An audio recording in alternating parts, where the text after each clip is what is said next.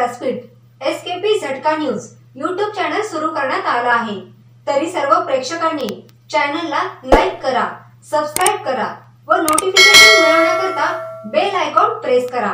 पश्चिम घाटातील महाराष्ट्राच्या सह्याद्रीच्या पर्वतरांगा सातत्याने होणाऱ्या वर्षावाने न्हाऊन निघाल्या आहेत। जुलै महिन्यात सलग 3 आठवडे पडणाऱ्या पावसाने आतापर्यंतच्या सरासरीपेक्षा अधिक पटीने पावसाची नोंद झाली आहे। वर्षा उत्सवासाठी प्रसिद्ध ठिकाणच्या पावसाच्या नोंदीने 3 आठवड्यातच 3000 मिलीमीटरचा टप्पा पार केला आहे। परिणामी सर्व धरणे 75% अधिक भरल्याने विसर्ग सुरू करण्यात आला आहे। दक्षिण महाराष्ट्रातील कोल्हापूर, सांगली आणि सातारा जिल्ह्यातील 8 अतिपावसासाठी प्रसिद्ध असलेल्या स्थळांची आकडेवारी अचंबित करणारी आहे। महाबळेश्वरच्या पर्यटन शहराच्या परिसरात कृष्णा कोयनेसह 5 नद्यांचा उगम होतो। या परिसरात आतापर्यंत 3375 मिलीमीटर पाऊस झाला आहे। कोयना धरणाच्या पाणलोट क्षेत्रातील कोयना आणि नवसा येथे अनुक्रमे 3255 आणि 3794 मिलीमीटर पाऊस झाला आहे। काल सकाळी 8 वाजता संपलेल्या 24 तासात महाबळेश्वरला 267, कोयना नगरला 198 तर नवसा येथे 172 मिलीमीटर पाऊस झाला आहे। कोयना धरणात 78487 क्युसेक पाणी येत आहे। सह्याद्री पर्वतरांगांच्या वर्षावाने सर्वत्र जल्लोत्सव साजरा होत असल्यासारखे वातावरण आहे।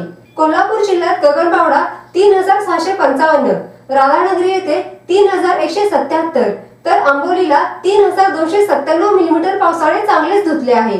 सांगली जिल्ह्यात चांदोलीला 2268 मिलीमीटर पाऊस झाला आहे। चांदोली येथे वारणा नदीवर धरण आहे। या धरणात 20 दिवसात 20 टीएमसी पाणी जमा झाले आहे। या परिसरात आतापर्यंत 3411 मिलीमीटर पाऊस झाला आहे।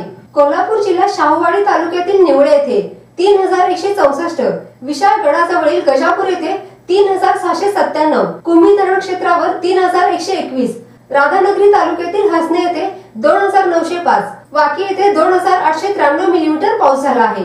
आंबोलीलाही 3297 मिलीमीटर पावसाने धुतले आहे।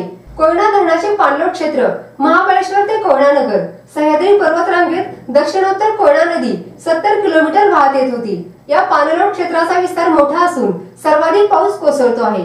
परिणामी दररोज किमान 1 ते 5 टीएमसी पाणी धरणात जमा होते। गेल्या 23 दिवसात 45 टीएमसी पाणी आले आहे। यापैकी 3 दिवस दररोज 5 टीएमसी पाणी वाढले आहे। सांगली आणि सातारा जिल्ह्याच्या सीमेवर पाटण तालुक्यात असलेल्या पाथरपुंज हे गाव प्रतिचेरापुंजीच आहे।